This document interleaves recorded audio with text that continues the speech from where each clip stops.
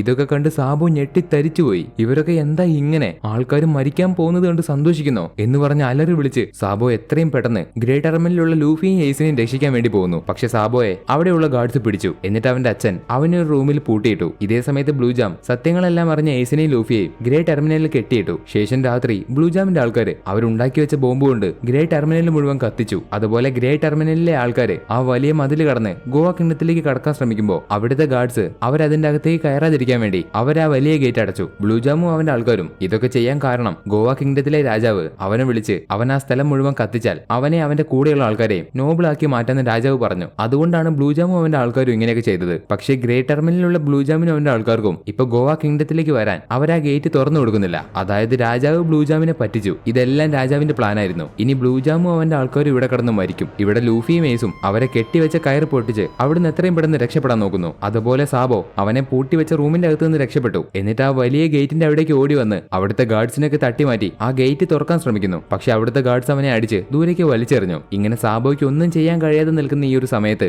അവിടേക്ക് അവന്റെ അടുത്തേക്ക് ഒരു വിചിത്രമായിട്ടുള്ള മനുഷ്യൻ നടന്നു വരുന്നു. അത് മറ്റാരുമല്ല, Monkey D Dragon, the revolutionary dragon. ഡ്രാഗനെ കണ്ട സാബോ, നിങ്ങൾ ഇത് കാണുന്നുണ്ടോ? ഇവിടെയുള്ള രാജാവും നോബിൾസുമാണ് ആ സ്ഥലം കത്തിച്ചതിന് കാരണം. എന്നെ നിങ്ങൾ വിശ്വസിക്ക്, ഗ്രേറ്റ് ടെർമിനലിനേക്കാൾ എത്രയോ വൃത്തികെട്ട സ്ഥലമാണിത്. ഒരുപാട് വൃത്തികെട്ട മനുഷ്യന്മാര്. ഞാൻ ഇനി ഇവിടെ നിന്നാൽ എനിക്കൊരിക്കലും സ്വതന്ത്രമായിട്ട് ജീവിക്കാൻ കഴിയില്ല. ഒരു നോബിളായി ജനിച്ചതിൽ എനിക്ക് നാണക്കേട് തോന്നുന്നു. അത് കേട്ട് ഡ്രാഗൺ ഷോക്കായി. ഗോവ കിങ്ഡം ഒരു കുട്ടിയെ കൊണ്ടും അങ്ങനെ പറയിച്ചു എന്ന് ചിന്തിക്കുന്ന ഡ്രാഗൺ, എനിക്ക് നിന്റെ വിഷമം മനസ്സിലായി. ഞാനും ഈ സ്ഥലത്ത് തന്നെയാണ് ജനിച്ചത്. പക്ഷെ എന്റെ അടുത്തിപ്പോ ഈ രാജ്യം മുഴുവൻ മാറ്റാനുള്ള ശക്തിയില്ല. അത് കേൾക്കുന്ന സാബുയുടെ ബോധം പോയി. മറ്റൊരു ഭാഗത്ത് ഗ്രേറ്റ് ടെർമിനലിൽ നിന്ന് കത്തുന്നത് കണ്ട് ഒരു കുട്ടി അവളുടെ അച്ഛനോട്, എന്തിനാ അവിടെയുള്ള ആൾക്കാർ ഇങ്ങനെ മരിക്കുന്നത്? അവരെന്താ മനുഷ്യരല്ലാത്തത്? അതിന് ആ കുട്ടിയുടെ അച്ഛൻ പറഞ്ഞു കൊടുക്കുന്നത്, അവരൊന്നും മനുഷ്യരല്ല മോളെ, അവര് ചെയ്ത തെറ്റ് അവര് നോബിളായിട്ട് ജനിക്കാത്തതാണ് എന്ന് പറഞ്ഞ് അയാൾ ചിരിക്കുന്നു. അവരുടെ മനസ്സൊക്കെ എത്ര നീചമാണെന്ന് ഈ ഒരു സീനിലൂടെ കാണിച്ചു തരുന്നുണ്ട്.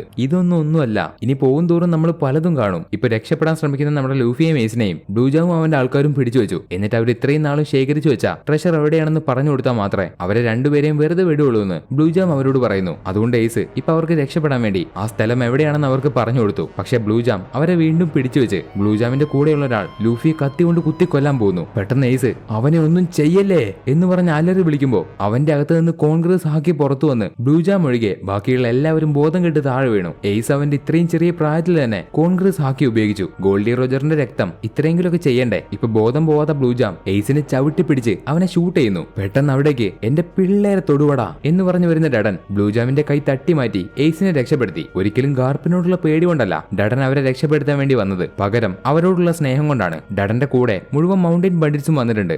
ഡഡൻ എന്നിട്ട് ബ്ലൂജാമിനോട്, ഇവരെ നോക്കേണ്ട കടമ ഇപ്പൊ എന്റേതാണ്, അതുകൊണ്ട് നീ ഇപ്പോ തിരിഞ്ഞു പോയിട്ടില്ലെങ്കിൽ നിന്റെ തല ഞങ്ങൾ എടുക്കും എന്ന് പറഞ്ഞ ഡഡൻ അവിടെയുള്ള ആൾക്കാരെയും വിളിച്ച് തിരിഞ്ഞോടുന്നു. പക്ഷെ എയ്സ് മാത്രം പോകുന്നില്ല. എയ്സ് അവിടെ തന്നെ നിൽക്കുന്നു. എയ്സ് അങ്ങനെയാണ്, അവന്റെ കഴുത്ത് പോയാലും എയ്സ് തിരിഞ്ഞോടില്ല. ഇപ്പൊ എയ്സിനെ കാണുന്ന ഡഡൻ ബാക്കിയുള്ള മൗണ്ടൻ ബണ്ടിറ്റ്സിനോട്, എയ്സിനെയും കൊണ്ട് ഞാൻ വന്നോളാം, നിങ്ങൾ ലൂഫിയും കൊണ്ട് എത്രയും പെട്ടെന്ന് ഇവിടെ നിന്ന് പോ. അത് കേട്ട് ലൂഫിയും കൊണ്ട് അവിടെ നിന്ന് എല്ലാവരും പോയി. അതുപോലെ എയ്സും ഡഡനും ബ്ലൂജാമിന്റെ കൂടെ ഫൈറ്റ് ചെയ്യുന്നു. ഇതേ സമയത്ത് തീ കാരണം ഗ്രേറ്റ് ടെർമിനലിലുള്ള ജനങ്ങൾക്ക് രക്ഷപ്പെട്ടു പോകാൻ കഴിയുന്നില്ല. ആ സമയത്ത് ഒരു ശക്തമായ കാറ്റ് വന്ന് അവർക്ക് പുറത്തേക്ക് കടക്കാൻ ഒരു വഴി ഉണ്ടാക്കി കൊടുത്തു. അതുപോലെ കടൽ തീരത്ത് ഒരു വലിയ കപ്പലും, അത് റവല്യൂഷണറി ഡ്രാഗന്റെ കപ്പലാണ്. അവിടേക്ക് വരുന്ന ജനങ്ങളോട് ഡ്രാഗൺ, ഒരു ദിവസം ഈ ലോകത്തെ ഞാൻ മാറ്റിമറിക്കും. നിങ്ങൾ ആരാണോ എന്റെ കൂടെ നിന്ന് സ്വാതന്ത്ര്യത്തിന് വേണ്ടി പോരാടുന്നത് അവർക്ക് എന്റെ കൂടെ വരാം. അത് കേട്ട എല്ലാവരും അലറി വിളിച്ച് കപ്പലിലേക്ക് കയറുന്നു. ഇതിനുശേഷം അടുത്ത ദിവസം രാവിലെ ആയിട്ട് പോലും ഡഡനും മേസും തിരിച്ചു വന്നില്ല. അതുപോലെ സാബോയെ അവന്റെ അച്ഛൻ പിടിച്ചു. എന്നിട്ട് ലൂഫിയും മേസിനെയും കൊന്നുകളയുന്നു ഭീഷണിപ്പെടുത്തി അവനെ അവിടെ പിടിച്ചു നിർത്തുന്നു. പക്ഷേ സാബോയ്ക്ക് അതിന്റെ അകത്ത് നിൽക്കാൻ കഴിയുന്നില്ല. ഒരു കൂട്ടിലടച്ചു വെച്ച പക്ഷിയെ പോലെ സ്വാതന്ത്ര്യമില്ലാതെ അവൻ അവിടെ നിൽക്കുന്ന സമയത്താണ് നാളെ വരാൻ പോകുന്ന സെലസ്റ്റിയൽ ഡ്രാഗനെ പറ്റി അവൻ കേൾക്കുന്നത്. അങ്ങനെ അടുത്ത ദിവസം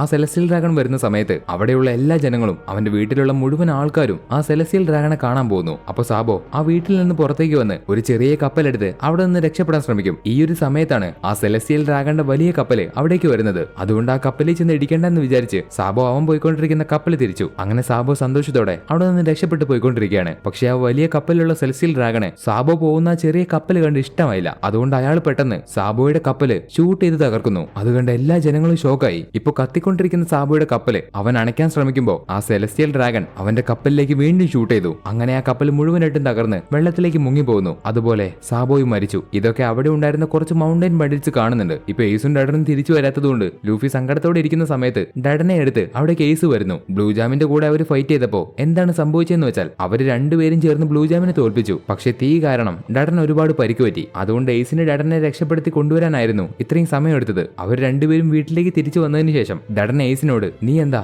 അപ്പൊ തിരിഞ്ഞോടാതിരുന്നെന്ന് ചോദിക്കുന്നു. അതിന് എയ്സ് എനിക്കപ്പോ തിരിഞ്ഞോടാമായിരുന്നു, ഞാൻ എപ്പോഴും തിരിഞ്ഞോടിയിട്ടുണ്ട്, പക്ഷേ എന്റെ പുറകിൽ ലൂഫി ഉണ്ടായിരുന്നു, അതുകൊണ്ട് എനിക്ക് ഓടാൻ കഴിഞ്ഞില്ല. ഇത് കേൾക്കുന്ന ഡഡനെ പണ്ട് ഗാർപ്പ് പറഞ്ഞ കാര്യം ഓർമ്മ വരുന്നു. അവനേക്കാൾ ശക്തിയുള്ള ഒരു കൂട്ടം ശത്രുക്കളെ റോജർ ഒറ്റയ്ക്ക് നിന്ന് എതിർത്തിട്ടുണ്ട്. അവൻ ഒരിക്കലും തിരിഞ്ഞോടിയിട്ടില്ല. അവൻ അങ്ങനെ തിരിഞ്ഞോടിയാൽ അവൻ ഇഷ്ടപ്പെടുന്ന അവന്റെ മുഴുവൻ ക്രൂവും ആപത്തിലാവും. അതുകൊണ്ട് അവൻ അവന്റെ ക്രൂവിന്റെ അടുത്തേക്ക് വരാൻ സമ്മതിക്കില്ല. ഒരു പ്രാവശ്യം അവനൊരു രാജ്യത്തിന്റെ മുഴുവൻ മിലിറ്ററി ഫോഴ്സിനെയും ഇല്ലാതാക്കി. കാരണം അവന്റെ ക്രൂവിനെ പറ്റി അവരെന്തോ മോശമായിട്ട് സംസാരിച്ചു. അവന് പെട്ടെന്ന് ദേഷ്യം വരും. അതുപോലെ തന്നെ ഒരു കുട്ടികളെ പോലെയുള്ള മനസ്സും അവനുണ്ട്. എയ്സിനെ പോലെ അവൻ ഇഷ്ടപ്പെടുന്ന ആൾക്കാരെ അവന് നഷ്ടപ്പെടുന്നത് ഇഷ്ടമല്ല. ഇങ്ങനെ ആയിരുന്നിട്ട് പോലും അവൻ എല്ലായിടത്തു നിന്നും അതിജീവിച്ചു. അവസാനം കിങ് ഓഫ് ദി പൈററ്റായി മാറി. ഒരു നേവി സോൾജർ ആയിരുന്നിട്ട് പോലും അവൻ എന്നോട് പറഞ്ഞത് എനിക്ക് കേൾക്കാതിരിക്കാൻ പറ്റിയില്ല. അതുകൊണ്ടാണ് ഞാൻ എയ്സിനെ ഇവിടേക്ക് കൊണ്ടുവന്നത്. ഈ ഒരു കാര്യം ഓർക്കുന്ന ഡഡൻ അവന്റെ അച്ഛനെ പോലെയാണെന്ന് ചിന്തിക്കുന്നു. ശേഷം സാബോ മരിച്ചുവെന്ന് തിരിച്ചു വരുന്ന മൗണ്ടൻ ബണ്ടിറ്റ്സ് അവിടെയുള്ള എല്ലാവരോടും പറയുന്നു. അത് കേട്ട് എയ്സിന് വിശ്വസിക്കാൻ പറ്റിയില്ല. അവന് പെട്ടെന്ന് ദേഷ്യം വന്ന് ഇത് പറഞ്ഞ മൗണ്ടൻ ബണ്ടിറ്റിന്റെ കഴുത്തിന് കയറി പിടിക്കുന്നു. അപ്പോ ആ മൗണ്ടൻ ബണ്ടിറ്റ് ഞാൻ പറയുന്നത് സത്യമാണ്, ഞാൻ അതെന്റെ കണ്ണുകൊണ്ട് കണ്ടു.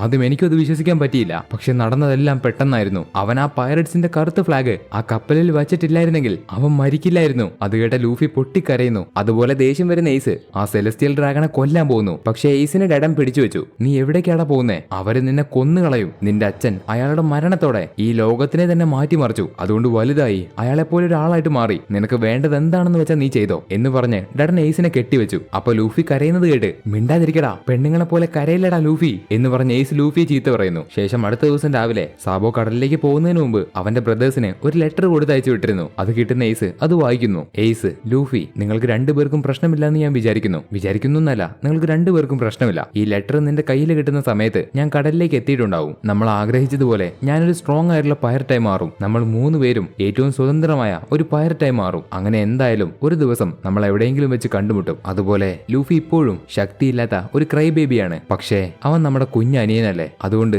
അവനെ നല്ലതുപോലെ നോക്കണം. ഇത് വായിച്ചു കഴിയുമ്പോൾ ഇത്രയും നേരം കരയാതിരുന്ന എയ്സ് പൊട്ടിക്കരയുന്നു.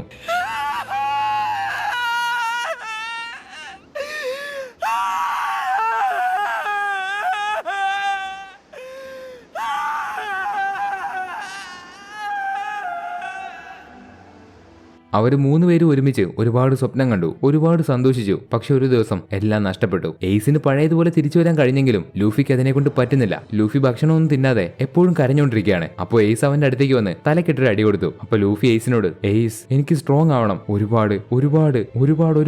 അപ്പോൾ എനിക്ക് ഇഷ്ടപ്പെട്ട ആരെയും എനിക്ക് നഷ്ടപ്പെടില്ല. എയ്സ് നീ ഒരിക്കലും മരിക്കരുത്, മിണ്ടാതിരിക്കടാ, നീ അത് നിന്റെ കാര്യം നോക്ക്, ഞാൻ നിന്നേക്കാൾ സ്ട്രോങ് ആണ്. അതുപോലെ ഒരു കാര്യം ശ്രദ്ധിച്ചു കേട്ടോ, ഞാൻ ഒരിക്കലും മരിക്കില്ല. സാബോ എന്നോട് പറഞ്ഞിട്ടുണ്ട് നിന്നെ നല്ലതുപോലെ നോക്കാൻ. അങ്ങനെ ഇരിക്കുമ്പോൾ ഞാൻ മരിച്ചാൽ നിന്നെപ്പോലെ ഒരു മണ്ടൻ അനിയനെ എനിക്ക് എങ്ങനെ വിട്ടിട്ട് പോകാൻ കഴിയും? സാബോ അവന്റെ ആഗ്രഹം സാധിക്കാതെയാണ് അവൻ മരിച്ചുപോയത്. അതുകൊണ്ട് നമ്മൾ മരിക്കുമ്പോൾ നമുക്കൊരു കുറ്റബോധവും ഉണ്ടാവാൻ പാടില്ല. നമ്മൾ ഒരു ദിവസം കടലിലേക്ക് പോവും. നമുക്ക് ഇഷ്ടമുള്ളതുപോലെ മറ്റാരെക്കാളും സ്വതന്ത്രമായിട്ട് നമ്മൾ ജീവിക്കും. അതിന്റെ അർത്ഥം നമുക്ക് ഒരുപാട് ശത്രുക്കൾ ഉണ്ടാവും. ചിലപ്പോൾ ആ കിളവൻ വരെ നമ്മുടെ ശത്രുവായിട്ട് മാറിയേക്കാം. അതുകൊണ്ട് നീ എല്ലാത്തിനെയും ത്യാഗം ചെയ്യണം. നമുക്ക് 17 വയസ്സാവുമ്പോൾ നമ്മൾ കടലിലേക്ക് പോവും. അങ്ങനെ നമ്മൾ ഒരു പൈററ്റായി മാറും. ശേഷം അവർ രണ്ടുപേരും ഒരുമിച്ച് ട്രെയിനിങ് ചെയ്യും. ഒരു കരടിയെ രണ്ടുപേരും ഒറ്റയ്ക്ക് നിന്ന് നേരിടും. ടൗണിലുള്ള ആൾക്കാരെ രണ്ടുപേരും ചേർന്ന് അടിക്കും. പലപ്പോഴും ലൂഫിയെ അപകടങ്ങളിൽ നിന്ന് എയ്സ് രക്ഷപ്പെടുത്തും. അതുപോലെ വെക്കേഷന് വരുന്ന ഗാർപ്പ് രണ്ടുപേരെയും തൂക്കിയെടുത്തടിക്കും. ഇങ്ങനെ പോകെ രണ്ടുപേരും വളർന്നു വരുന്നു. അങ്ങനെ 7 വർഷം കടന്നുപോയി. എയ്സിന് ഇപ്പൊ 17 വയസ്സ്, ലൂഫിക്ക് 14. അങ്ങനെ എയ്സ് പണ്ടവൻ പറഞ്ഞതുപോലെ എല്ലാവരോടും യാത്ര പറഞ്ഞ് കടലിലേക്ക് ഇറങ്ങിത്തിരിക്കുന്നു.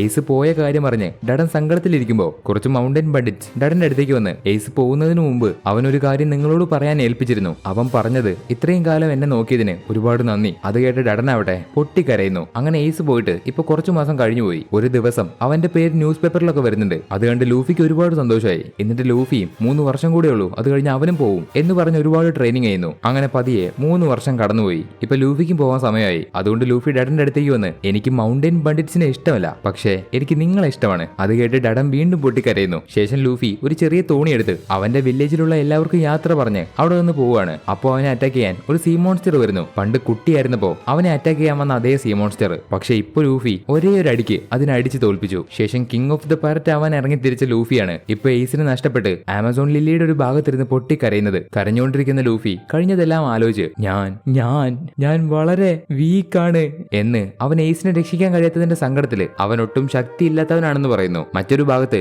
വിൻമിൽ വില്ലേജില് ഇപ്പൊ ഒരുപാട് പൈററ്റ് ഷിപ്പ് ഉണ്ട്. യുദ്ധം കഴിഞ്ഞ് അവിടേക്ക് വരുന്ന ഗാർപ്പ് ആ പൈററ്റ് ഷിപ്പ് എല്ലാം തകർക്കുന്നു. വൈറ്റ് ബിയർഡിന്റെ മരണത്തിന് ശേഷം ഒരുപാട് പുതിയ പൈററ്റ്സ് ഉണ്ടായിട്ടുണ്ട്. അങ്ങനെയുള്ള പൈററ്റ്സിനെയാണ് ഗാർപ്പ് ഇവിടെ വെച്ച് ഇല്ലാതാക്കിയത്. ശേഷം വിൻമിൽ വില്ലേജിലേക്ക് വരുന്ന ഗാർപ്പിനെ സങ്കടത്തോടെ ഇരിക്കുന്ന ഡഡൻ ഓടി വന്ന് അടിക്കുന്നു. അപ്പോ ഗാർപ്പ് തിരിച്ചൊന്നും ചെയ്യുന്നില്ല. ഡഡന്റെ അടുത്ത് നിന്ന് കിട്ടുന്ന അടി വാങ്ങിക്കൊണ്ടിരിക്കുകയാണ്. ഗാർപ്പിന് ഒന്നും ഇപ്പൊ ചെയ്യാൻ കഴിയില്ല. ഡഡൻ എത്ര തല്ലിയാലും ആ തല്ല് വാങ്ങേണ്ടി വരും. ഗാർപ്പിനെ അടിക്കുന്ന ഡഡൻ, എടാ നാറി, നീ യുദ്ധം നടക്കുന്ന സ്ഥലത്ത് ഉണ്ടായിരുന്നില്ലേ? പിന്നെ എന്താടാ നീ ഒന്നും ചെയ്യാതിരുന്നത്? എന്തുകൊണ്ടാടാ നീ അവരെ സഹായിക്കാതിരുന്നത്? എന്തുകൊണ്ടാടാ പറയടാ. എന്തിനു വേണ്ടിയാ നീ എയ്സിന്റെ മരണം വെറുതെ കൈകെട്ടി നോക്കിയിരുന്നത്? നീ നിന്റെ കുടുംബത്തിന്റെ മുകളിൽ നിന്റെ ജോലിയെ കണ്ടു. എന്താടാ നീ ഒന്നും പറയാത്തത്? എന്തെങ്കിലും പറയടാ. നീ എന്തുകൊണ്ട് അവനെ സഹായിക്കാതിരുന്നത്? നീ എന്താ ഒന്നും ചെയ്യാതിരുന്നത് എന്ന് ഡഡൻ ഉള്ളിലുള്ള സങ്കടം സഹിക്കാൻ കഴിയാതെ ഗാർപ്പിനെ വീണ്ടും അടിക്കാൻ വരുമ്പോ പെട്ടെന്ന് മാക്കിനോ ഡഡനെ തടഞ്ഞു. നിങ്ങൾ കാണുന്നില്ലേ, ഇദ്ദേഹത്തിന് ഒരുപാട് സങ്കടമുണ്ട്. മറ്റാരേക്കാളും വിഷമം അനുഭവിക്കുന്നത് ഇപ്പൊ ഇദ്ദേഹമാണ് എന്ന് മാക്കിനോ പറയുന്നത് കേട്ട് കരഞ്ഞുകൊണ്ട് ഡഡൻ, അത് സത്യമല്ല, ലൂഫിയാണ് ഇപ്പൊ മറ്റാരേക്കാളും സങ്കടം അനുഭവിക്കുന്നത്.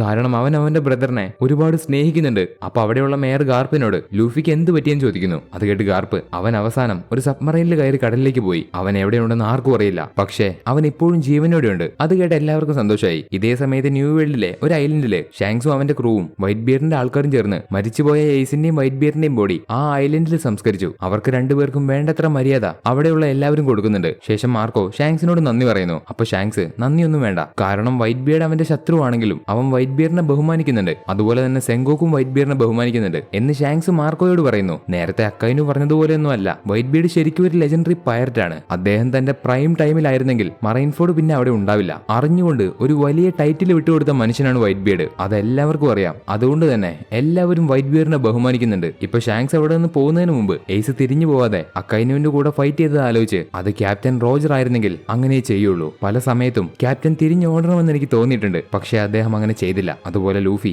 നിനക്ക് ഏറ്റവും പ്രിയപ്പെട്ട ഒരാളെ നഷ്ടപ്പെട്ടു. അതുകൊണ്ട് നീ കരയുന്നതിന് കുഴപ്പമില്ല. പക്ഷേ നീ അതിൽ നിന്ന് പുറത്തേക്ക് വരണം. ഇതേ സമയത്താണ് വേസ്റ്റ് ജനറേഷനിലെ പൈററ്റ്സ് ന്യൂ വേൾഡിലേക്ക് എത്തുന്നത്. അവർ ഇതുവരെ കണ്ട സ്ഥലം പോലെയല്ല ഈ ന്യൂ വേൾഡ്. അവിടെ മുഴുവൻ വിചിത്രമായിട്ടുള്ള ഐലൻഡാണ്. കാലാവസ്ഥ മാറിക്കൊണ്ടേയിരിക്കുന്ന ഒരുപാട് ഐലൻഡുകൾ, അവർക്ക് അതിജീവിക്കാൻ ഒരുപാട് ബുദ്ധിമുട്ടുള്ള ഐലൻഡുകൾ. അവിടേക്ക് എത്തിയ വേസ്റ്റ് ജനറേഷനിലെ പൈററ്റ്സ് അവിടെ അതിജീവിക്കാൻ ഒരുപാട് കഷ്ടപ്പെടുന്നു. മറൈൻഫോർഡിലെ യുദ്ധത്തിന് ശേഷം സെങ്കോക്കു ഫ്ലീറ്റ് അഡ്മിറൽ എന്ന സ്ഥാനത്ത് നിന്ന് രാജിവെച്ചു. കാരണം അദ്ദേഹത്തിന് ഇനി മറൈനിൽ തുടരാൻ താല്പര്യമില്ല. ഒരുപാട് പുതിയ ആൾക്കാർക്ക് വഴിമാറി കൊടുക്കണമല്ലോ. അതുകൊണ്ട് സെങ്കോക്കു രാജിവെച്ചു. ഇവിടെ ലൂഫി എയ്സിനെ രക്ഷപ്പെടുത്താൻ പറ്റാത്തതിന്റെ സങ്കടത്തില് അവന്റെ ശരീരം തന്നെ നശിപ്പിച്ചുകൊണ്ടിരിക്കുകയാണ്. അവൻ അവന്റെ സങ്കടം സഹിക്കാൻ കഴിയുന്നില്ല. അപ്പൊ ജീംബെ പെട്ടെന്ന് ലൂഫിയുടെ കഴുത്തിന് കുത്തിപ്പിടിച്ച്, നിനക്കിപ്പോ എല്ലാം മനസ്സിലായില്ലേ? നീ വിചാരിച്ചു വെച്ചത് നിന്നെ കൊണ്ട് എല്ലാം ചെയ്യാൻ പറ്റുമെന്നാണ്. പക്ഷെ നിന്നെ കൊണ്ടൊന്നും കഴിയില്ല. നിന്റെ ശത്രുക്കൾ എത്ര സ്ട്രോങ് ആണെന്ന് നിനക്ക് മനസ്സിലായില്ലേ? എനിക്കറിയാം നിന്റെ നഷ്ടം വലുതാണെന്ന്. പക്ഷേ നീ അതിൽ നിന്നൊക്കെ പുറത്തേക്ക് വരണം. നഷ്ടപ്പെട്ടതിനെ കുറിച്ച് നീ ഇനി ചിന്തിക്കരുത്. അതൊരിക്കലും ഇനി നിനക്ക് തിരിച്ചു കിട്ടാൻ പോകുന്നില്ല. പകരം നിനക്ക് ഉള്ളതെന്താണോ അതിനെപ്പറ്റി ചിന്തിക്ക്. നിന്റെ കൂടെയുള്ളവർ ആരാണോ അവരെ പറ്റി ആലോചിക്കുക. അത് കേട്ട ലൂഫിക്ക് അവന്റെ ക്രൂവിനെ കുറിച്ച് ഓർമ്മ വരുന്നു. എന്നിട്ട് പൊട്ടിക്കരഞ്ഞ്, എനിക്ക് എന്റെ ഫ്രണ്ട്സ് ഇപ്പോഴും ഉണ്ട്, എനിക്ക് അവരെ കാണണം എന്ന് പറഞ്ഞ് ലൂഫി സമാധാനിച്ചു.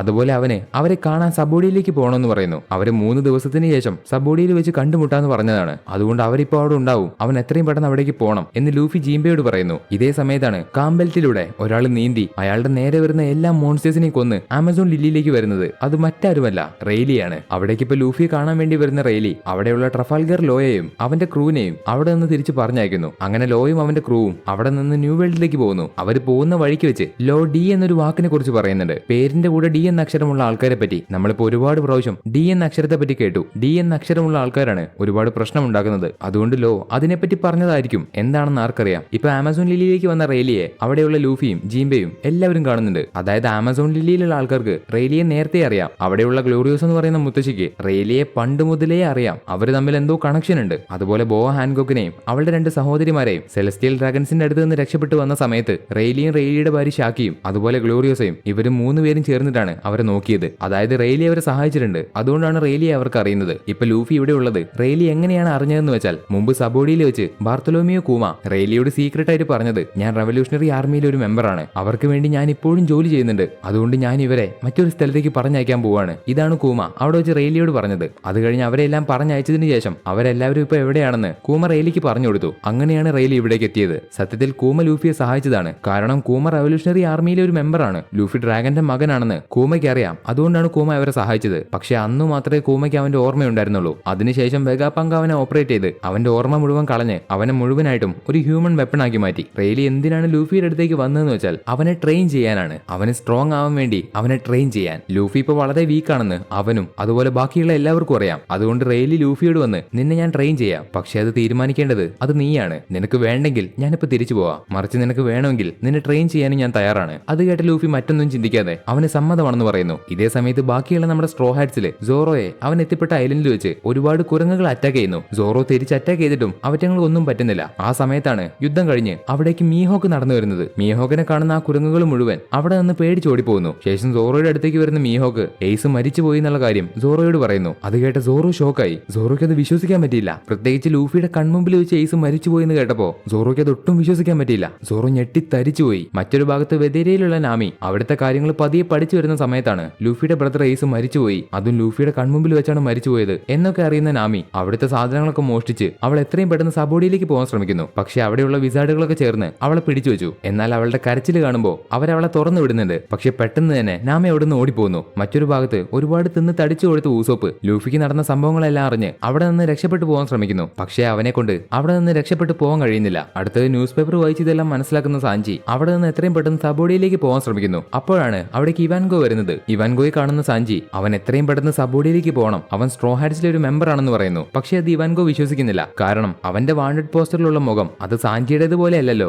അതുകൊണ്ട് ഇവാൻഗോ അവനെ വിശ്വസിക്കുന്നില്ല. പക്ഷേ സാഞ്ചി കാര്യങ്ങളെല്ലാം പറഞ്ഞു കൊടുക്കുമ്പോൾ ഇവാൻഗോ വിശ്വസിക്കുന്നുണ്ട്. പക്ഷെ അവനെ പോകാൻ സമ്മതിക്കുന്നില്ല. അതുകൊണ്ട് സാഞ്ചി ഇവാൻഗോയുടെ കൂടെ ഫൈറ്റ് ചെയ്യുന്നു. പക്ഷെ സാഞ്ചിക്ക് എന്ത് ചെയ്തിട്ടും ഇവാൻഗോയെ തോൽപ്പിക്കാൻ കഴിയുന്നില്ല. മറ്റൊരു ഭാഗത്ത് ആദിവാസികളുടെ അടുത്ത് കുടുങ്ങിയ ചോപ്പർ അവരും ആ പക്ഷികളും ഫൈറ്റ് ചെയ്യുന്നത് എന്തിനാണെന്ന് ചോദിച്ചു മനസ്സിലാക്കി. അവിടെ ജീവിക്കുന്ന ആദിവാസികൾ ഡോക്ടേഴ്സ് ആണ്. അതായത് അവർക്ക് ചെടികളിൽ നിന്ന് മരുന്നുണ്ടാക്കാൻ പറ്റും. പക്ഷേ ഒരു വർഷം മുമ്പ് അവിടേക്ക് വന്ന പക്ഷികൾ കാരണം അവർക്ക് മരത്തിന്റെ മുകളിലുള്ള ചെടികൾ പറിക്കാൻ കഴിയുന്നില്ല. അങ്ങനെ അസുഖം ബാധിച്ച ആദിവാസികൾക്ക് കൊടുക്കാൻ മരുന്നില്ല. ഇത് മനസ്സിലാക്കുന്ന ചോപ്പർ ആ കിളികളോട് സംസാരിക്കുന്നു. ആ കിളികൾ ഈ മനുഷ്യരെ തടയുന്നത് എന്തിനാണെന്ന് വെച്ചാൽ ആ കിളികൾ ഒരുപാട് തിളങ്ങുന്ന സാധനങ്ങൾ ശേഖരിച്ചു വയ്ക്കും. അതാണ് അവരുടെ ട്രഷർ. ഇതിനു മുമ്പ് അവര് മറ്റൊരു സ്ഥലത്ത് ശേഖരിച്ചു വെച്ച ട്രഷർ എല്ലാം മനുഷ്യന്മാരെ അവരെ ഓടിച്ചെടുത്തോണ്ട് പോയി. അതുകൊണ്ടാണ് അവർ ഈ ആദിവാസികളെ പേടിക്കുന്നത്. ഇപ്പൊ ഇതെല്ലാം കേൾക്കുന്ന നമ്മുടെ ചോപ്പർ ആദിവാസികളോടും പക്ഷികളോടും കാര്യങ്ങളെല്ലാം സംസാരിച്ച് അവരുടെ പ്രശ്നങ്ങൾ ഒത്തുതീർപ്പാക്കി. അങ്ങനെ ആദിവാസികൾക്ക് അവർക്ക് വേണ്ട മരുന്നും കിട്ടി. അതുപോലെ ആദിവാസികൾ അവരുടെ കയ്യിലുള്ള തിളങ്ങുന്ന സാധനങ്ങളെല്ലാം ആ പക്ഷികൾക്ക് കൊടുത്തു. ശേഷം എയ്സ് മരിച്ചു എന്നറിയുന്ന നമ്മുടെ ചോപ്പർ അവിടെ നിന്ന് ആ പക്ഷികളുടെ പുറത്ത് കയറി സബോഡിയിലേക്ക് വരുന്നു. ഇതേ സമയത്ത് നമ്മുടെ റോബിനെ അവളെ പുറത്തിറങ്ങാൻ സഹായിച്ച റവല്യൂഷണറി ആർമിയിലെ ആൾക്കാർ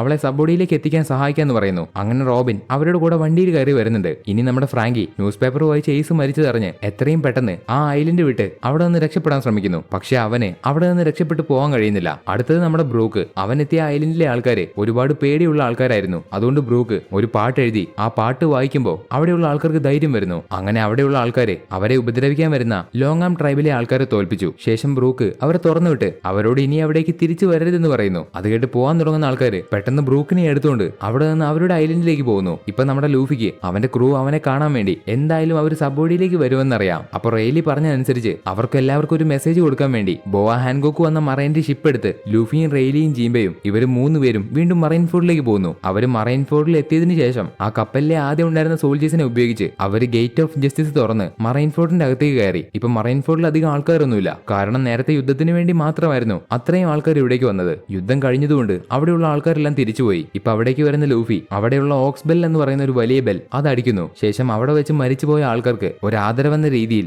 അവൻ കൊണ്ടുവന്ന പൂവ് അവിടെയുള്ള കുഴിയിലേക്ക് ഇട്ടു. എന്നിട്ട് കുറച്ചു നേരം കണ്ണടിച്ച് നിൽക്കുന്നു. ആ സമയത്ത് അവിടെ ഉണ്ടായിരുന്ന റിപ്പോർട്ടേഴ്സ് ലൂഫിയുടെ ഫോട്ടോ എടുക്കുന്നുണ്ട്. റെയിലിയും ജീംബയും ലൂഫിയുടെ കൂടെ വന്നതുകൊണ്ട് ഇത് അവർക്ക് വലിയൊരു ന്യൂസ് ആയിരിക്കും. ശേഷം ലൂഫി പെട്ടെന്ന് തന്നെ അവിടെ നിന്ന് ഓടിപ്പോകുന്നു. ലൂഫി എന്തിനാണ് അവിടേക്ക് വന്നതെന്ന് ആർക്കും അറിയില്ല. അവൻ വന്നു, ഒരു പൂവിട്ടു, കുറച്ചു സമയം കണ്ണടച്ചു നിന്നു. ഇത് കാണുന്ന ആർക്കും ഒന്നും മനസ്സിലാവുന്നില്ല. അതുപോലെ തന്നെ ഇത് വലിയൊരു ന്യൂസ് ആവുന്നുണ്ട്. ന്യൂ വേൾഡിലേക്ക് എത്തിയ വേഴ്സ്റ്റ് ജനറേഷനിലെ പൈററ്റ്സ് ഈ ന്യൂസ് കാണുന്നുണ്ട്. അതുപോലെ ബഗ്ഗി, ക്രോക്കോഡൈല്, ഡഡൻ, പ്രിൻസസ് വിവി, അവനെ ഇഷ്ടപ്പെടുന്ന എല്ലാവരും ഈ ഒരു ന്യൂസ് കാണുന്നുണ്ട്. അവർക്കിപ്പോ മുഴുവനായിട്ട് മനസ്സിലായി അവൻ ജീവനോടുണ്ടെന്ന്. പക്ഷേ ഈ ന്യൂസ് കണ്ട് അവർക്കൊന്നും മനസ്സിലാവാത്തൊരു കാര്യം നമ്മുടെ സ്ട്രോ ഹാറ്റ്സിന് മനസ്സിലാവുന്നുണ്ട്. ഇത് കണ്ട് സബോഡിയിലേക്ക് വരാൻ ശ്രമിക്കുന്ന എല്ലാവരും ഇനി തൽക്കാലം സബോഡിയിലേക്ക് വരുന്നില്ല. കാരണം ആ ഒരു ന്യൂസിൽ ലൂഫി അവന്റെ കയ്യിൽ 3D എന്ന് എഴുതി അത് വെട്ടി അതിന്റെ അടിയിൽ 2Y എന്ന് എഴുതി വെച്ചിരിക്കുന്നു. ഇത് സ്ട്രോ ഹാറ്റ്സിനുള്ള ഒരു മെസ്സേജ് ആണ്. അതെന്താണെന്ന് വെച്ചാൽ 3 ദിവസത്തിന് ശേഷം അവർ സബോഡിയിൽ വെച്ച് കാണാമെന്നാണ് പറഞ്ഞത്. പക്ഷേ അവന്റെ കയ്യിൽ ആ 3D വെട്ടിയതുകൊണ്ട് ഉദ്ദേശിക്കുന്നത് 3 ദിവസത്തിന് ശേഷം അവർ സബോഡിയിൽ വെച്ച് കാണണ്ടെന്നാണ്. അതുപോലെ 2Y എന്ന് എഴുതിയത് അടുത്ത 2 വർഷത്തിന് ശേഷം അവർ വീണ്ടും കാണാമെന്ന്. ഈ മെസ്സേജ് കാണുന്ന സ്ട്രോ ഹാറ്റ്സിന് മുഴുവൻ എല്ലാം മനസ്സിലായി. അതുകൊണ്ട്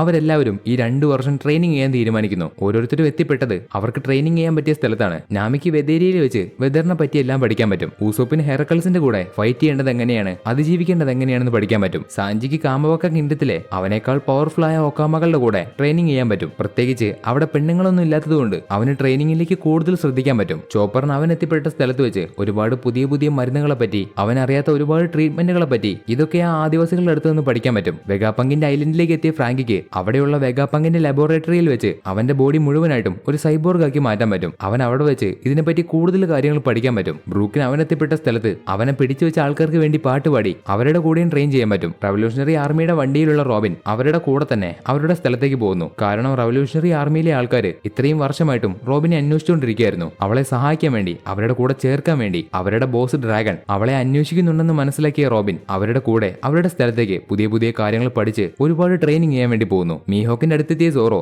അയാളുടെ കാലിൽ വീണ് എന്നെ ട്രെയിൻ ചെയ്യണമെന്ന് പറയുന്നു. അത് കേട്ട മീഹോക്ക് ആവട്ടെ, എനിക്ക് നിന്നെ ട്രെയിൻ ചെയ്യാൻ കഴിയില്ല. നിന്റെ ശത്രുവിനോട് നിനക്ക് എങ്ങനെ ഇങ്ങനെ ചോദിക്കാൻ തോന്നി? നാണമുണ്ടോ നിനക്ക്? എത്രയും പെട്ടെന്ന് ഇവിടെ നിന്ന് പോവാൻ നോക്ക്. എനിക്ക് നിന്നെ ട്രെയിൻ ചെയ്യാൻ സൗകര്യമില്ല. ഞാൻ നിന്റെ അടുത്ത് നിന്ന് ഇതൊന്നുമല്ല പ്രതീക്ഷിച്ചത്. ഇത് കണ്ട് എനിക്ക് തന്നെ നാണക്കേടാവുന്നു എന്ന് മീഹോക്ക് സോറോയോട് പറയുന്നത് കേട്ട് എനിക്ക് സ്ട്രോങ് ആവണം. അതിന് മീഹോക്ക്, നിനക്ക് പുറത്തുള്ള ആ കുരങ്ങുകളെ തോൽപ്പിക്കാൻ പറ്റിയില്ല, അതുകൊണ്ടല്ലേ നീ തിരിച്ചു വന്നേ. നിനക്ക് ഇവിടെ നിന്ന് എങ്ങനെയെങ്കിലും രക്ഷപ്പെട്ട് കടലിലേക്ക് എത്തണം. അതിനുവേണ്ടിയല്ലേ നീ എന്റെ അടുത്തേക്ക് വന്നേ. അതുകൊണ്ട് എനിക്ക് നിന്നെ സഹായിക്കാൻ സൗകര്യമില്ല. പെട്ടെന്ന് ഇവിടെ നിന്ന് പോവാൻ നോക്ക്. അതിന് സോറോ, ഞാൻ അവറ്റങ്ങളെ എല്ലാത്തിനെയും തോൽപ്പിച്ചു. അത് കേട്ട മീഹോക്ക് ഷോക്കായി. അവറ്റങ്ങളെ എല്ലാത്തിനെയും ഞാൻ തോൽപ്പിച്ചു. ഇനി ഇവിടെ എനിക്ക് തോൽപ്പിക്കാൻ നിങ്ങൾ മാത്രമേ ബാക്കിയുള്ളൂ. പക്ഷെ നിങ്ങളുടെ കൂടെ ഫൈറ്റ് ചെയ്യാൻ ഞാൻ അത്ര മണ്ടനല്ല. അതിന് മീഹോക്ക് സോറോയോട്, എനിക്ക് നീ പറയുന്നത് മനസ്സിലാവുന്നില്ല. നീ എന്നെ ഇപ്പോഴും ഒരു ശത്രുവായിട്ടാണ് കാണുന്നതെങ്കിൽ പിന്നെ എന്തിനാ നീ എന്റെ മുൻപിൽ മുട്ടുകുത്തി നിൽക്കുന്നേ? ഇതിന്റെയൊക്കെ അർത്ഥം എന്താ? അതിന് സോറോ, എനിക്ക് നിന്നെ തോൽപ്പിക്കാൻ. ഇത് കേട്ട മീഹോക്കിന് സോറോ പറഞ്ഞത് ഇഷ്ടപ്പെട്ടു. എന്നിട്ട് മീഹോക്ക് ചിരിച്ചുകൊണ്ട്, നിനക്ക് എന്നെ തോൽപ്പിക്കാൻ വേണ്ടി ഞാൻ നിന്നെ തന്നെ ട്രെയിൻ ചെയ്യണമെന്നോ? നീ പറയുന്നത് മണ്ടത്തരമാണെങ്കിലും നിന്റെ ആഗ്രഹത്തിനേക്കാൾ വലുതായിട്ട്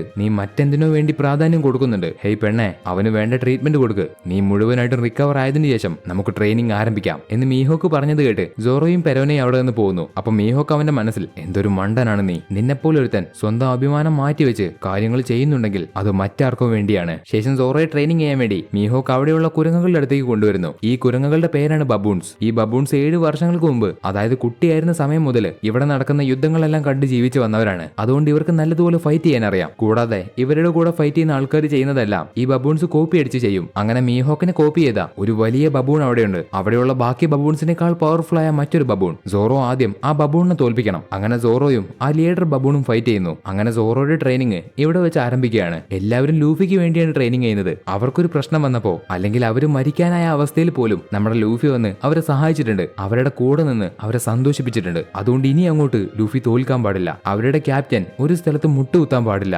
അതിനുവേണ്ടി സ്ട്രോ ഹാറ്റ്സ് മുഴുവൻ ഇനിയുള്ള 2 വർഷം ട്രെയിനിങ് ചെയ്യാൻ പോവാണ് അവരുടെ സ്വന്തം ക്യാപ്റ്റന് വേണ്ടി. ഇതിനുശേഷം ട്രെയിനിങ് ചെയ്യാൻ പോകുന്ന ലൂഫിയോട്, 2 വർഷത്തിന് ശേഷം നീയും നിന്റെ ഫ്രണ്ട്സും വരുന്നതിന് വേണ്ടി ഞാൻ കാത്തിരിക്കും, നമുക്ക് അന്ന് കണ്ടുമുട്ടാം എന്ന് പറഞ്ഞ് ജീംബെ ലൂഫിയോട് നന്ദി പറഞ്ഞ് അവിടെ നിന്ന് പോകുന്നു. ശേഷം ലൂഫിയെ ട്രെയിനിങ്ങിന് വേണ്ടി റെയിലി കൊണ്ടുപോകുന്നത് ആമസോൺ ലില്ലിയുടെ വടക്ക് പടിഞ്ഞാറുള്ള റസ്കൈന എന്ന് പറയുന്ന ഒരു ഐലൻഡിലേക്കാണ്. ഈ ഐലൻഡിന്റെ പ്രത്യേകത, ഇവിടെ ഒരു വർഷത്തില് 48 സീസൺസ് ഉണ്ടാവും. അതായത് ഒരാഴ്ച കൂടുമ്പോൾ ഇവിടുത്തെ കാലാവസ്ഥ മാറിക്കൊണ്ടേയിരിക്കും. ഇങ്ങനെയുള്ള ഈ ഒരു സ്ഥലത്താണ് ലൂഫിയുടെ ട്രെയിനിങ്. കാലാവസ്ഥ മാറുന്നതിനനുസരിച്ച് ലൂഫി ഇവിടെ അതിജീവിക്കണം. റെയിലി എന്നിട്ട് ബാക്കിയുള്ളവരോട് ഇവന്റെ ട്രെയിനിങ് അവസാനിക്കുന്നത് വരെ ഈ ഐലൻഡിലേക്ക് ആരും വരാൻ പാടില്ല, പ്രത്യേകിച്ച് ബോവ ഹാൻകോക്ക്. ശേഷം ലൂഫിയും റെയിലിയും ട്രെയിനിങ് ചെയ്യാൻ വേണ്ടി പോകുന്നു. ഈ ഐലൻഡിലെ ഒരു വലിയ മരമുണ്ട്. ആ മരത്തിന്റെ അടുത്തേക്ക് വലിയ ബീസ്റ്റുകളൊന്നും വരില്ല. ഈ ഐലൻഡിലെ ഏറ്റവും സേഫ് ആയിട്ടുള്ള സ്ഥലം അതാണ്. റെയിലി ലൂഫിക്ക് ഇതൊക്കെ കാണിച്ചു കൊടുക്കുന്നുണ്ട്. ഈ സ്ഥലത്ത് മനുഷ്യന്മാരായിട്ട് നമ്മൾ മാത്രമേ ഉള്ളൂ. ഇവിടുത്തെ കാലാവസ്ഥ കൊണ്ട് ഇവിടെ മനുഷ്യന്മാർക്ക് ജീവിക്കാൻ കഴിയില്ല എന്ന് പറഞ്ഞ റെയിലി കണ്ണടച്ച് ആ ഐലൻഡ് മുഴുവൻ ശ്രദ്ധിച്ചു കേൾക്കുന്നു. ഇവിടെ നിന്നെ തോൽപ്പിക്കാൻ പാകത്തിനുള്ള 500ഓളം ബീസ്റ്റുകൾ ജീവിക്കുന്നുണ്ട്. അതുകൊണ്ട് നീ സ്ട്രോങ് ആയിട്ടില്ലെങ്കിൽ നിനക്ക് രാത്രി ഉറങ്ങാൻ കഴിയില്ല. അത് കേട്ട് ലൂഫി, അവറ്റങ്ങളുടെ എണ്ണമൊക്കെ നിങ്ങൾ എങ്ങനെ കണ്ടുപിടിച്ചേ? അതാണ് നീ അറിയേണ്ടത്. ഈ പവർ നീ തീർച്ചയായിട്ടും നേടിയെടുക്കണം. ആ പവറിന്റെ പേരാണ് ഹാക്കി. എന്ത് ഹാക്കിയോ എന്ന് ലൂഫി ചിന്തിക്കുമ്പോ ഒരു വലിയ ആന റെയിലിയുടെ പുറകിലൂടെ അറ്റാക്ക് ചെയ്യാൻ വരുന്നു. അപ്പൊ റെയിലി ലൂഫിയോട്, ലൂഫി ശ്രദ്ധിച്ചു കേൾക്ക്, ഹാക്കി എല്ലാവരുടെയും ഉള്ളിലുള്ള പവറാണ്. എന്നിരുന്നാലും ഒരുപാട് പേർക്കൊന്നും ഈ പവർ എന്താണെന്ന് അറിയില്ല എന്ന് റെയിലി പറയുമ്പോ ആ ആന റെയിലിയെ അറ്റാക്ക് ചെയ്യാൻ വരുന്നു. അതുകൊണ്ട് ലൂഫി ഗിയർ 2 യൂസ് ചെയ്ത് ആ ആനയെ തിരിച്ച് അറ്റാക്ക് ചെയ്യുമ്പോൾ അത് ലൂഫിയെ തട്ടിത്തെറിപ്പിച്ചു. നിലത്തുനിന്ന് എണീക്കുന്ന ലൂഫിയുടെ റെയിലി, ലൂഫി ശ്രദ്ധിച്ചു കണ്ടോ, ഈ ലോകത്ത് സാധാരണയായിട്ടുള്ള 2 തരം ഹാക്കിയുണ്ട്. ഇവനിപ്പോ അവന്റെ തുമ്പി കൈകൊണ്ട് എന്റെ വലത്തെ ഭാഗത്തേക്ക് അടിക്കും എന്ന് റെയിലി പറയുമ്പോ ആ ആന റെയിലിയെ അറ്റാക്ക് ചെയ്യുന്നു. കണ്ണടച്ച് നിൽക്കുന്ന റെയിലി ആ ഒരു അറ്റാക്കിൽ നിന്ന് മാറി റെയിലി പറഞ്ഞതുപോലെ ആ ആന അയാളുടെ വലത്തെ ഭാഗത്തേക്കാണ് അടിച്ചത്. എന്നിട്ട് റെയിലി ലൂഫിയോട് മറ്റുള്ളവരുടെ പ്രസൻസ് ശക്തമായിട്ട് മനസ്സിലാക്കാൻ കഴിയുന്ന ഈ പവറിന്റെ പേരാണ് ഒബ്സർവേഷൻ ഹാക്കി. ഈ പവർ കൊണ്ട് നിനക്ക് ഒളിച്ചിരിക്കുന്ന എതിരാളികളെ കണ്ടുപിടിക്കാൻ കഴിയും. അവരുടെ അടുത്ത നീക്കം എന്താണെന്ന് മനസ്സിലാക്കാൻ കഴിയും. അത് കേട്ട ലൂഫിക്ക് ഇതിനു മുമ്പ് ആമസോൺ ലില്ലിയിൽ വെച്ച് സാൻഡർ സോണിയെയും സ്കൈപ്പിയിൽ വെച്ച് വെച്ച് ഇനയിലും ഈ പവർ ഉപയോഗിച്ചത് അവൻ ഓർമ്മ വരുന്നുണ്ട്. അപ്പോൾ റെയ്ലി, സ്കൈപ്പയിലെ ജനങ്ങൾ ഇതിനെ മന്ത്ര എന്നാണ് പറയുന്നത്. ഇനി അടുത്ത ഹാക്കിയാണ് ആർമമെന്റ് ഹാക്കി. ഈ പവർ ഇൻവിസിബിൾ ആയ കവചം ധരിക്കുന്നത് പോലെയാണ് എന്ന് റെയ്ലി പറയുമ്പോൾ അയാളുടെ പുറകിലൂടെ ആ ആന ചവിട്ടാൻ വരുന്നു. പെട്ടെന്ന് റെയ്ലി ആ ആനയെ തൊട്ടതും ആന ദൂരേക്ക് തെറിച്ചു വീഴുന്നു. എന്നിട്ട് റെയ്ലി ലൂഫിയുടെ അടുത്ത് വന്ന് അവന്റെ തലക്കിട്ട് വെറുതെ ഒരു തട്ട് കൊടുത്തു. തട്ട് കിട്ടിയ ലൂഫിക്ക് നല്ലതുപോലെ വേദനിക്കുന്നുണ്ട്. ഒരു റബ്ബർ മനുഷ്യനായിട്ട് പോലും ലൂഫിക്ക് വേദനിക്കുന്നുണ്ട്. ഈ പവറിന്റെ ഏറ്റവും വലിയ പ്രത്യേകതയാണിത്. ഡെവിൾ ഫ്രൂട്ട് യൂസേഴ്സിനെ തോൽപ്പിക്കാനുള്ള ആകെയുള്ളൊരു വഴിയാണ് ഈ ആർമമെന്റ് ഹാക്കി. ആർക്കും തൊടാൻ കഴിയാത്ത ലോജിയ ടൈപ്പ് ഡെവിൾ ഫ്രൂട്ട് യൂസേഴ്സിനെ തോൽപ്പിക്കാൻ ഒരുപാട് ബുദ്ധിമുട്ടാണ്. കാരണം അവരുടെ ശരീരം വെള്ളം പോലെ ആയതുകൊണ്ട്. അത് കേൾക്കുന്ന ലൂഫിക്ക് മുമ്പ് റെയ്ലി കിസാറുവിനെ ചവിട്ടിയത് ഈ പവർ ഉള്ളതുകൊണ്ടാണെന്ന് മനസ്സിലായി. അങ്ങനെയാണെങ്കിൽ എനിക്ക് നേവിയിലെ ക്യാപ്റ്റൻ സ്മോക്കറിനെയും കൂസാനെയും അടിക്കാൻ കഴിയുമല്ലേ? അപ്പോൾ റെയ്ലി ലൂഫിയോട്, നിനക്ക് ഈ ഒരു പവർ നിന്റെ ആയുധത്തിലേക്ക് കൊണ്ടുവരാൻ കഴിയും. നീ ഇതിനു മുമ്പ് കൂജ വാരിയേഴ്സിന്റെ അമ്പ് കണ്ടിട്ടില്ലേ? ഇത് കേൾക്കുന്ന ലൂഫിക്ക് കൂജ വാരിയേഴ്സ് ആദ്യം അവരുടെ അമ്പ് കൊണ്ട് ലൂഫിയെ അറ്റാക്ക് ചെയ്ത കാര്യം ഓർമ്മ വരുന്നു. ശേഷം റെയ്ലി ലൂഫിയോട് ഒബ്സർവേഷൻ ഹാക്കി, ആർമമെന്റ് ഹാക്കി, ഈ രണ്ട് തരം ഹാക്കിയാണ് എല്ലാവരും സാധാരണയായിട്ട് ഉപയോഗിക്കുന്നത്. ഇത് കൂടാതെ കുറച്ച് ആൾക്കാർ മാത്രം മറ്റൊരു തരം ഹാക്കി ഉപയോഗിക്കുന്നുണ്ട് എന്ന് റെയ്ലി പറയുമ്പോൾ ആ ആനയ്ക്ക് വീണ്ടും ദേഷ്യം വന്ന് അത് റെയ്ലിയെ അറ്റാക്ക് ചെയ്യാൻ ഓടി വരുന്നു. അപ്പോൾ റെയ്ലി ലൂഫിയോട് നോക്കിക്കോന്ന് പറഞ്ഞ് ആ ഒരു പവർ ഉപയോഗിക്കുന്നു. അങ്ങനെ ആ പവർ പുറത്തേക്ക് വന്നതോടെ ഓടി വരുന്ന ആന ഉടനെ ബോധം കെട്ട് താഴെ വീണു. ഇത് കണ്ട് വാ പൊളിച്ച് നിൽക്കുന്ന ലൂഫിയോട് റെയ്ലി, ഈ പവർ കൊണ്ട് നിനക്ക് നിന്റെ ശത്രുക്കളെ ഭയപ്പെടുത്താൻ കഴിയും. ഇതിന്റെ പേരാണ് കോൺകറേഴ്സ് ഹാക്കി. ഈ പവർ ഒരിക്കലും ഒരാൾക്ക് ട്രെയിൻ ചെയ്ത് ഉണ്ടാക്കാൻ കഴിയില്ല. കാരണം അത് അയാളുടെ സ്പിരിറ്റിൽ ഉണ്ടാവണം. നീ ശക്തനാവുന്നതിനനുസരിച്ച് ഈ പവറും അതിന്റെ കൂടെ കൂടി വരും. ഓ, നിങ്ങൾ സബോഡിയിൽ വെച്ച് ഈ പവർ ആണല്ലേ ഉപയോഗിച്ചത്? അതിന് റെയ്ലി ലൂഫിയോട്, നിന്റെ അകത്ത് ആ കോൺഗ്രസ് ഹാക്കിയുടെ പവർ ഓൾറെഡി ഉണ്ട്. പക്ഷെ നീ അത് മുഴുവനായിട്ടും കൺട്രോൾ ചെയ്യുന്നതിന് മുമ്പ് അത് നീ ഒരിക്കലും ഉപയോഗിക്കാൻ പാടില്ല. കാരണം പാവങ്ങളായ ജനങ്ങൾക്ക് അത് താങ്ങാൻ കഴിയില്ല. ഇത് കേൾക്കുന്ന ലൂഫിക്ക് ഇപ്പോ ഒരുപാട് അതിശയമായി. കാരണം റെയ്ലി ആ ഒരു ആനയെ തൊടാതെ തന്നെ തോൽപ്പിച്ചു. അതുകൊണ്ട് അവനും ഈ ഒരു പവർ പഠിക്കണമെന്ന് ലൂഫി റെയ്ലിയോട് പറയുന്നു. ശേഷം ലൂഫി അവന്റെ ട്രെയിനിങ് ആരംഭിക്കുന്നതിന് മുമ്പ് റെയ്ലി നേരത്തെ അവന് കാണിച്ചു കൊടുത്ത ഈ ഐലൻഡിലെ ഏറ്റവും സേഫ് ആയിട്ടുള്ള മരത്തിന്റെ അടുത്തേക്ക് അവൻ വരുന്നു. എന്നിട്ട് ആ മരത്തിന്റെ താഴെയുള്ള കല്ലിൽ അവന്റെ തൊപ്പി അവൻ വെച്ചു. എന്നിട്ട് അവന്റെ ബ്രദേഴ്സിനോട് പണ്ട് അവന്റെ ആഗ്രഹം പറഞ്ഞതും അവന്റെ മുഴുവൻ ക്രൂവിനെയും ചിന്തിച്ച് റെയ്ലിയുടെ വീവർ കാർഡ് ആ തൊപ്പിയിൽ വെച്ചു. എന്നിട്ട് അവൻ റെയ്ലിയുടെ അടുത്തേക്ക് ഓടി വന്ന് അവരുടെ ട്രെയിനിങ് ആരംഭിക്കാമെന്ന് പറയുന്നു. അതിന് റെയ്ലി ലൂഫിയോട്, അങ്ങനെയല്ല പറയേണ്ടത്, നന്ദിയുണ്ട് റെയ്ലി സാൻ എന്ന് പറയണം. അല്ലല്ല, നന്ദിയുണ്ട് റെയ്ലി സെൻസൈ എന്ന് പറയണം. അപ്പൊ ലൂഫി നന്ദിയുണ്ട് റെയ്ലി എന്ന് പറയുന്നു. അത് കേട്ട റെയ്ലി, അങ്ങനെയെങ്കിൽ അങ്ങനെ, എന്നാ നമുക്ക് പോയാലോ? അങ്ങനെ റെയ്ലിയുടെ കൂടെ ട്രെയിനിങ്ങിന് പോകുന്ന ലൂഫിയെയും അവന്റെ യാത്രയുടെ പുതിയ ചുവടുവെപ്പ് ഇനി ന്യൂ വേൾഡിലേക്കാണെന്ന് കാണിച്ചുകൊണ്ട് ഈ ഒരു വലിയ സാഗ ഇവിടെ വെച്ച് അവസാനിക്കുന്നു. സോ നമ്മളിനി കാണാൻ പോകുന്നത് ലൂഫിയുടെ വലിയൊരു മാറ്റമാണ്. ലൂഫിയുടെ മാത്രമല്ല, സ്ട്രോ ഹാറ്റ്സിന്റെ മുഴുവനും. അതുപോലെ ലൂഫി വീക്കാണെന്ന് അവന് തെളിയിച്ചു കൊടുത്ത ആൾക്കാരുടെ മുമ്പിലേക്ക് ലൂഫിയുടെ പുതിയൊരു തിരിച്ചുവരവുണ്ട്. അവർക്കൊന്നും താങ്ങാൻ പോലും കഴിയാത്ത തിരിച്ചുവരവ്. അതുകൊണ്ട് ആ ഒരു തിരിച്ചുവരവ് കാണാൻ വേണ്ടി വീഡിയോക്ക് ലൈക്ക് ചെയ്തിട്ടില്ലെങ്കിൽ എല്ലാവരും ലൈക്ക് ചെയ്യുക. അടുത്ത വീഡിയോ കാണാൻ വേണ്ടി സബ്സ്ക്രൈബ് ചെയ്യുക. പിന്നെ വീഡിയോയെ പറ്റി നിങ്ങളുടെ അഭിപ്രായം കമന്റ് ചെയ്യുക. എന്നാ അടുത്തൊരു വീഡിയോയുമായി കാണുന്നതുവരെ അനിമേ ലവേഴ്സ്, ഇറ്റ്സ് മീ ആനിമോ.